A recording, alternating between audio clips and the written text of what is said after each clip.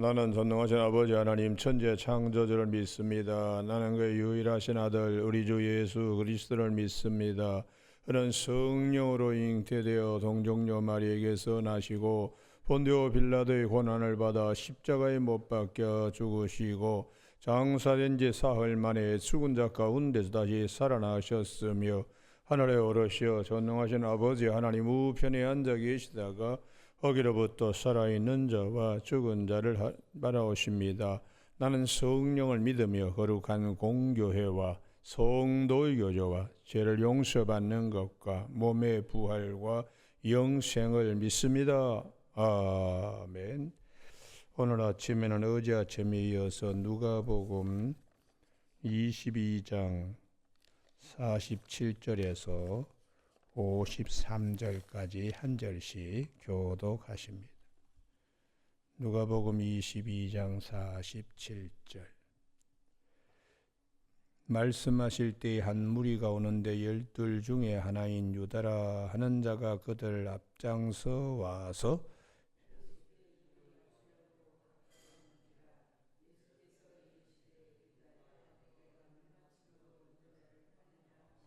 그의 주위 사람들이 그 된 일을 보고 여짜오되 주여 우리가 칼로 치리까 하고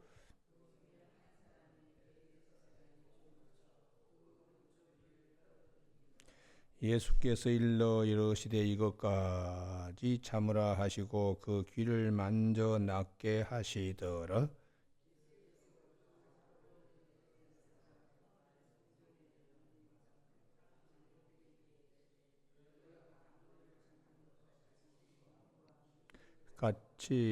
같이 읽습니다. 내가 날마다 너희와 함께 성전에 있을 때에 내게 손을 대지 아니하였도다. 그러나 이제는 너희 때요 어둠의 권세로다 하시더라. 아멘. 제일 마지막에 그러나 이제는 너희 때요 어둠의 권세로다 하시더라 하는 말씀 중심으로 어둠 속에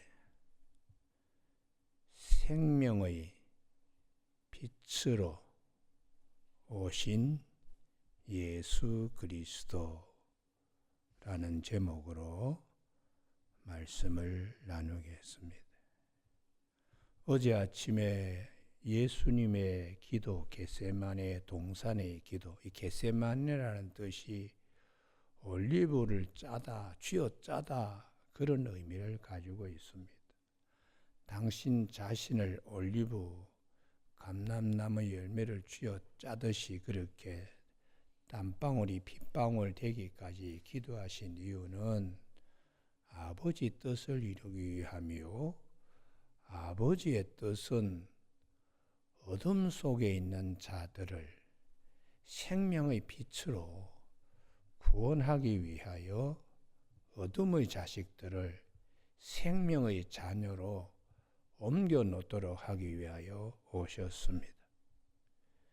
그래서 오늘 본문뿐만 아니라 요한복음 8장 현장에서 가늠한 여인 사람들이 끌고 와서 돌로 쳐야 하느냐 그때 예수님께서 그들이 막 재촉하고 있을 때 너희 중에 죄 없는 자가 먼저 돌로 치라 하시니까 사람들이 양심의 가책을 느껴서 어른들부터 젊은이까지 다 돌을 놓고 떠나갔을 때에 그 잡혀온 여인에게 사람들이 너를 정죄한 사람들이 있느냐 없다고 그 다음 말씀이 대단히 중요하죠.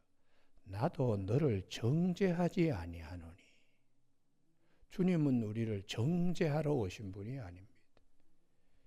율법은 우리를 정죄하고 죄를 깨닫게 하며 율법에 끌려다닐 때는 나보다 남을 자꾸 돌질하려고 그래요.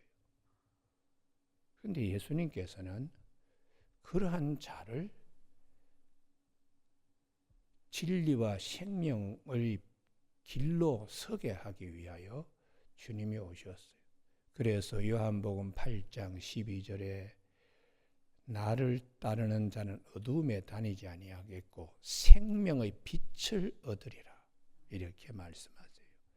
그 생명의 빛을 얻게 되는 자는 나도 너를 정죄하지 아니하노니 가서 다시는 죄를 범하지 말라. 죄의 종으로 불의의 무기로 죄에게 자신을 드리지 않도록 이렇게 말씀을 하셨습니다. 거기에 분노, 남을 죽이려고 하는 돌든 살의, 또한 간음, 이러한 것들, 이게 이제 세상의 어두움의 모습입니다. 오늘도 똑같습니다. 사람만 등장하는 인물만 다르고 상황만 다를 뿐이지 똑같습니다. 누가복음 22장 47절 이하에 가룟 유다는 어떤 어두움에 사로잡혀 있는가? 양심을 팔아버린 것이죠. 위선과 거짓, 스승에게 사랑의 입맞춤을 하면서도 속에는 배신하고 배역하는, 팔아버리는, 이게 참 대단히 가슴 아픈 일입니다. 그래서 이런 거짓 위선, 이것도 간음 못지않게 벗어버려야 할 어둠의 옷이라는 것이에요. 그래서 요한복음 8장 44절에 마귀는 본래 거짓말쟁이요 거짓의 아비라고, 이렇게 이 거짓말, 이게 참 창세기 3장의 에덴 동산에서도 마귀가 사람들 속이잖아요. 아담과 하와. 따먹으면 하나님까지 되리라 했지만 되지 못합니다. 그래서 이 거짓이 판치는 세상, 여기에도 참이 무엇인지, 선한 것이 무엇인지를 심기 위하여 오신 분이십니다. 그래서 성경은 시종일관 이 마음에 이 선하고 착한 것은 대단히 중요한 덕목이다. 그래서 주님은 마태복음 5장 3절에 심령이 가난한 자는 복이 있다. 천국이 그들의 것이다. 5장 6절에 마음이 청결한 자는 복이 있다. 그들이 하나님을 볼 것이라고, 이렇게 마음에 대한 문제를 말씀하시고, 사도 바울도 디모데에게 디모데후서 1장 3절에서 너를 생각할 때 쉬지 않고 생각을 하는데, 그 디모데에게 장점이 뭐냐?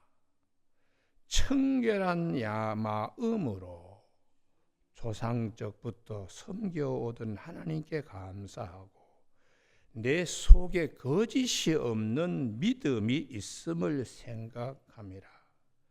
이 믿음은 내 외조부 로이스와 어머니 유니게 속에 있더니 내 속에도 있다고. 사도 바울이 다음의 예배소 교회를 인도해 갈 이 디모데에게 장점이 뭐냐? 착하고 선한 양심과 마음, 하나님이 쓰시기에 정말 아름다운 그릇이라고, 이것은 그 가문의 특성이라고 얘기를 하고 있어요. 외할머니, 어머니, 외가 쪽으로 쭉 이렇게 흘러내려오는 주님이 정말 기뻐하실 덕성, 덕목, 청결한 마음, 거짓 없는 믿음, 이것을 굉장히 강조하고 있습니다. 여러분, 오늘 아침에 가룟 유다가 왜 가룟 유다? 예수님 팔아먹기 때문에 가룟 유다를 통하여 우리에게 성경이 뭘 말씀하시느냐? 가룟 유다 정죄하려고 성경이 말씀하는 게 아닙니다. 가룟 유다를 통하여 나를 보게 하시는 하나님의 말씀입니다. 두 번째는 가룟 유다 못지않게 어두움에 사로잡혀 있는 인물인데, 그 인물이 50절에 그 중에 한 사람이 대제사장의 종을 쳐서 그 오른쪽 귀를 떨어뜨린지라. 분노, 상해, 죽이고자 하는 살의, 이것도 어둠에서부터 오는. 그래서 여기에 휩싸이면 안 된다. 이것까지 참으라, 누가복음에서. 그래서 이 동일 본문이 있는 마태복음, 마가복음, 누가복음에서 공통점이 있는데 사람의 이름을 베드로라고 나타내지 않습니다. 그런데 요한복음 18장에서는 베드로였다고 기록해 주고 있어요. 마태복음, 마가복음, 누가복음을 기록할 당시에는 베드로 이름을 댔다가는 베드로에게 해가 되는 일이 생기기 때문에 익명 처리했습니다. 그러나 주후 90년경에 쓰여진 사도 요한이 쓴 요한복음은 이미 베드로는 이 세상의 사람이 아닙니다. 그래서 그의 이름을 당당하게 밝힐 필요가 있고 그에게 귀가 잘린 자가 말고였다고 구체적으로 이름을 요한복음 18장 10절에서는 밝히고 있어요. 그래서 이러한 배려, 이러한 마태나 마가, 누가의 배려 속에는 베드로에게 사람이 위해를 가하려고 하는, 그것도 역시 베드로가 말고의 귀를 자를 때에 어둠과 똑같이 어둠이 횡행하고 있기 때문에 그래요. 그래서 우리는 가룟유다 예수님 팔아먹은 놈이라 이렇게 하지만은 또 베드로 역시 성경이 말씀하시는 어두움에 자신을 내주지 않도록 엄청나게 성경은 여러 가지로 말씀합니다. 우선 민수기 20장에 모세의 경우입니다. 모세에게도 마음의 격한 마음, 이걸 참지 못했어요. 그래서 이 민수기 20장, 여기는 찾아야 되겠는데요. 민수기 20장 12절,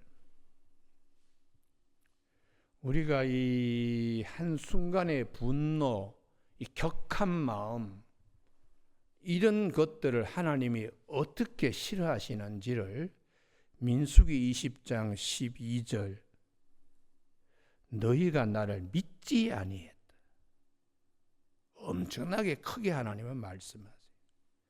반석을 그냥 명하더라도 물이 탁 터지는데 화가 나가지고 그냥 모세가 2번이나 그냥 반석 막대기로 내리쳤으니까 이 고린도전서 10장에서는 이 반석이 예수 그리스도라고, 그래서 신령한 음료를 마시겠다고 그렇게 기록하니까 결국 영적으로 예수님을 몽돌이에 2번 때렸다는 말과도 같습니다. 그래서 이 민수기 20장 12절에 나를 믿지 아니하고, 두 번째는 이스라엘 자손의 목전에서 내 거룩함을 나타내지 아니했다. 하나님의 거룩함을 찢어버렸다. 하나님의 거룩함을 밟고 짓밟아 버렸다. 이렇게 하나님은 모세의 이 욱한 기질, 이 부분에 대해서 아주 단단하게 이 일로 그 다음에 12절 하반절에 이 회중을 내가 그들에게 준 땅으로 인도하여 드리지 못하리라. 너 절대로 가나안 땅에 못 들어가. 이렇게 하나님이 말씀하셨습니다.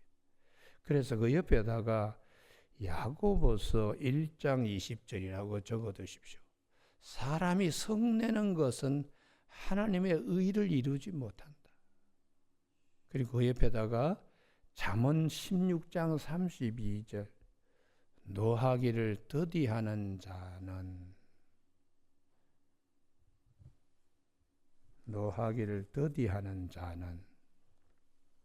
용사보다 낫고 자기 마음을 다스리는 자는 성을 빼앗는 것보다 낫다. 그래서 성격에 이 격한 마음, 욱하는 마음, 이거를 잘 참아내는 것이 사랑이라는 것이.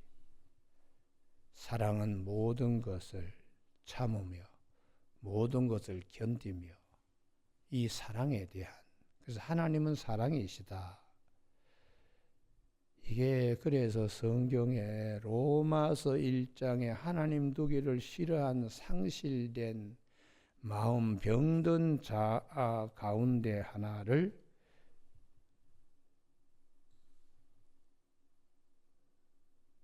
말씀하고 있습니다.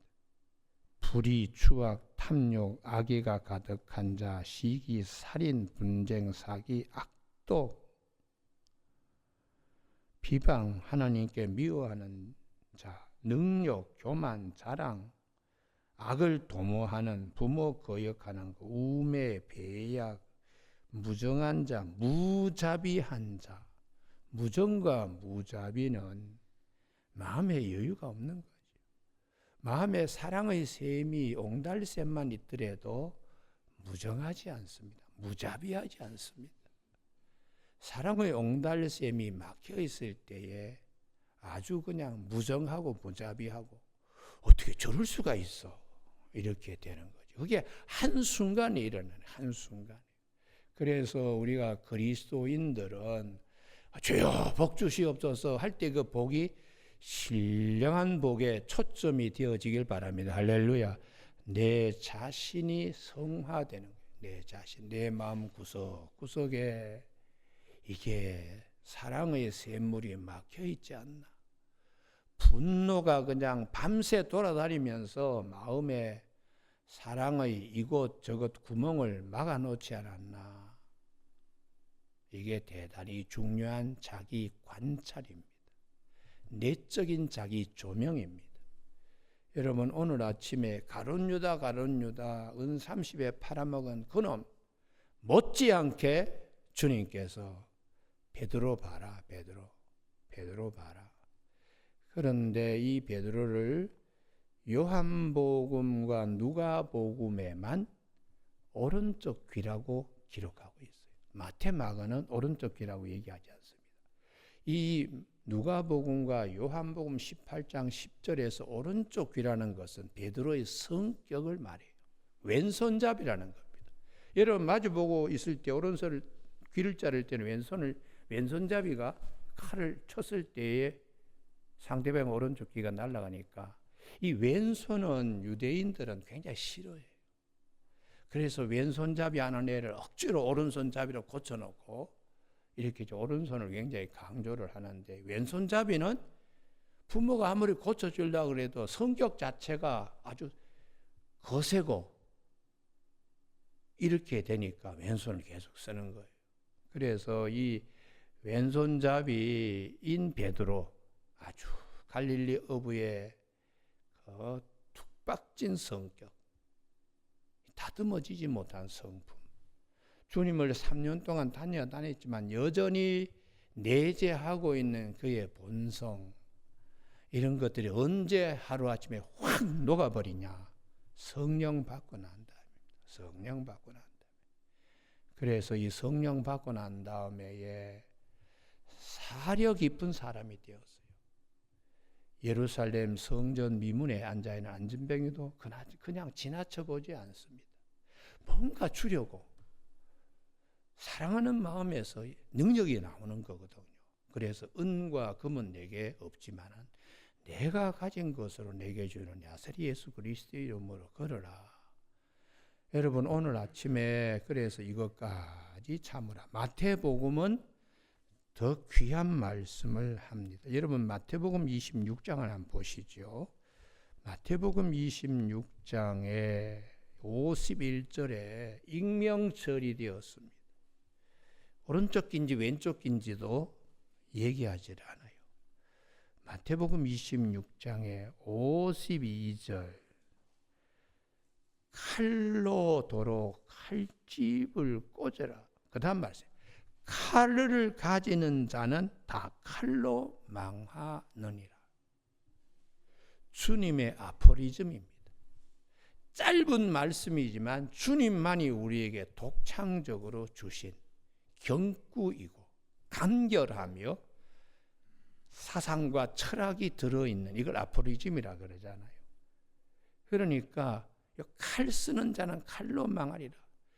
역사에서 어느 누구도 예외 없이 여기에 다 그냥 적용되는 거예요. 히틀러도 그러했고, 지금 러시아의 푸틴이나 미국의 대통령이나 너무 칼에 의지합니다. 그래서 성경은 신명기 17장 제왕학에서 제발 군사력에 의지하면 안 된다. 말 애굽에서 병마를 떼서리로 수입하면 안 된다. 이렇게 경고하고 있어요. 여러분, 여기에 칼을 쓰는 자는 칼로 다 망하리라. 고단 말씀입니다. 이 말씀은 마태복음에만 있습니다. 내가 내 아버지께 구하여 지금 12군단, 이 군단은 로마의 레기온이라 그래서 이게 한 군단은 6,000명입니다. 6,000명. 12군단이니까 천사 72,000명을 끌어내리는 거지요. 54절 자기 성경 같으면 거기 줄을 쫙 두세 줄을 꺼 놓으십시오. 내가 만일 그렇게 하면, 요 말씀이에요. 이거를 위해서 내 원대로 마옵시고 아버지의 원대로 단방울에 핏방울 흘리듯이 하신 이유는 만일 그렇게 하면 이걸 피하기 위한 겁니다. 이런 일이 있으리라 한 성경이 어떻게 이루어지겠느냐? 주님이 오신 목적은 성경을 이루기 위하여 오신 것입니다. 그래서 주님이 요한복음 6장 38절, 요한복음 19장 30절에 다 이루었다. 내가 온 것은 내게 준 자를 하나도 잃지 않고 마지막 날에 다 살리는 이 일. 그래서 성경은 예수 그리스도를 초점화하기 위하여 기록되어 쭉 선지자와 율법을 폐하려 온 것이 아니라 완성시키려 오고, 이 성경은 곧 내게 대하여 증언한 것이라고 요한복음 5장 39절에서 말씀하세요. 그래서 56절, 그러나 이렇게 된 것은 다 선지자들의 글을 이루려 함이니라 하시더라. 그 옆에 마태복음 5장 17절, 이사야 40장 8절, 마태복음 24장 35절, 민수기 23장 19절, 하나님의 말씀은 반드시 다 이루어진다. 누굴 통해서요? 예수 그리스도를 통해서요. 그래서 오늘 여기에 이제 누가복음 22장으로 다시 돌아옵니다. 세 번째, 가룟 유다 베드로, 다음 세 번째 52절에 무리들인데요, 대제사장들과 성전의 경비대장들과 장로들에게 이르시되, 요 사람들은 참 겉으로는 대단한 사람들입니다만 주님이 보실 때 다 어둠에서 벗어나야 될 존재들이. 시편 1편 1절, 죄인의 길에 서 있습니다. 악인의 꾀, 죄인의 길에 오만한 자리에 앉아 있는, 이게 어둠에 본인들이 지금 어둠에 덮여 있다는 것도 잘 모르는 것이, 이런 자들에게 생명의 빛을 주시기 위하여 오신 주님이세요. 그래서 주님이 딱 한마디로 말씀합니다. 너희 때 어둠의 권세, 이게 주님이 참 안타까워하는 거죠. 이렇게 어둠이 확 몰려와가지고 가룟 유다도 부리고 베드로도 순간적으로 마음속에 부리고, 대제사장들, 성전 경비대장, 장로들은 이것도 모르고 자기가 어둠에 눌려 있다는 것도 모르고 불의의 병기로 죄에게 자신을 주고 있기 때문에 주님이 생명과 진리의 빛을 우리에게 주시고 생명의 빛을 우리에게 입혀 주시기 위하여, 덧입혀 주시기 위하여 오셨습니다. 여러분, 그래서 거기 53절 옆에다가 시편 1편 1절이라고 적어 두시고 로마서 6장 13절이라고 적어 두십시오. 이 본문 말씀을 볼 때 쭉 그냥 흘러갈 것이 아니라 성경 전부 숲을 보고 그 다음에 나무를 볼 수 있는 힘들이 있어지길 주님의 이름으로 축복합니다. 본문을 읽을 때 그 말씀들이 쭉 찾아와서 들려져야 돼요. 들려져요. 오늘 아침에 주님께서 오신 이유, 그래서 사도 바울은 디모데후서 2장 15절에 부끄러울 것이 없는 일꾼으로 인정된 자로 자신을 하나님 앞에 드리기를 힘쓰라.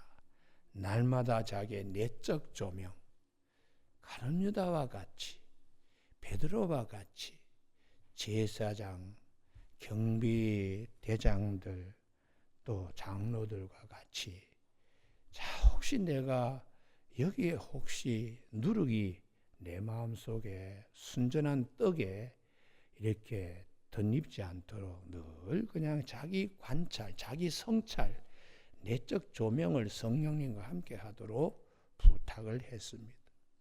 오늘 아침 우리가 믿음의 군대에 가면 뭐 줄 잘 서야 된다는 말이 있는데 정말 진리와 생명, 내가 곧 길이요 진리요 생명이라는 그 줄에 우리가 잘 설 수 있도록 성령님이 늘 깨닫게 해주시고 주님이 말씀으로 들려주실 때에 늘 감사할 수 있는 저와 여러분이 되시길 주님의 이름으로 축복합니다. 기도하시겠습니다.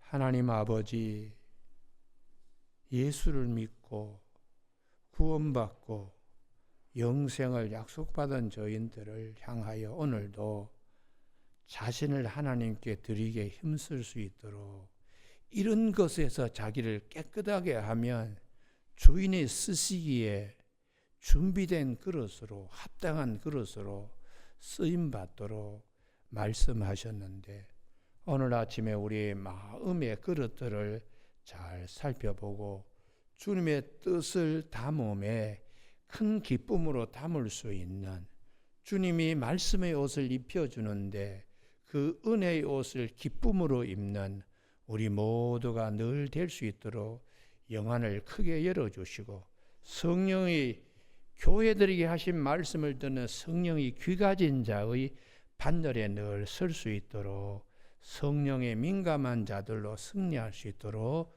도와주시길 원하오며 예수님 이름으로 기도드립니다. 아멘. 하늘에 계신 우리 아버지, 아버지의 이름을 거룩하게 하시며 아버지의 나라가 오게 하시며 아버지의 뜻이 하늘에서와 같이 땅에서도 이루어지게 하소서. 오늘 우리에게 이루어갈 양식을 주시고 우리가 우리에게 잘못한 사람을 용서하여 준 것 같이 우리 죄를 용서하여 주시고 우리를 시험에 빠지지 않게 하시고 악에서 구하소서. 나라와 권능과 영광이 영원히 아버지의 것입니다. 아멘.